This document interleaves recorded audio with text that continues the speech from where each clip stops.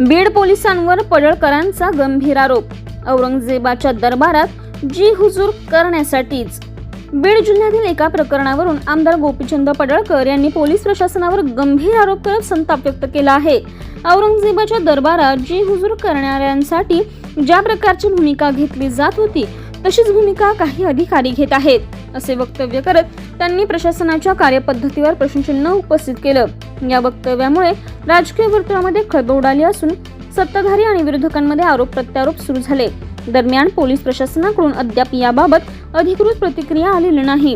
पडळकरांच्या या टीकेमुळे बीडमध्ये संबंधित प्रकरण पुन्हा एकदा चर्चेच्या केंद्रस्थानी आला असून पुढील घडामोडींवर सर्वांचेच लक्ष आहे। एसपी, ऍडिशनल एसपी इथले पोलीस कशासाठी करताय?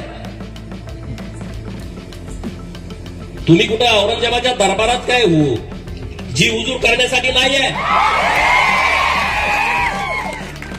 अरे आमची लोक कधी यांना त्रास देत नाहीत। का हे घडताय? कोण घडवताय?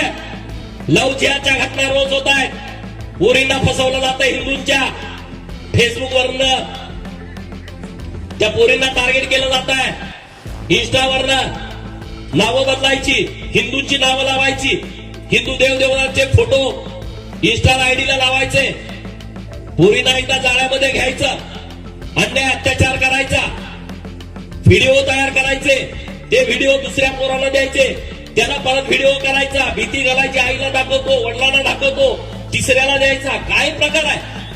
आणि मग परत आमच्या महाराष्ट्रात आहेतच थोर विचारवंत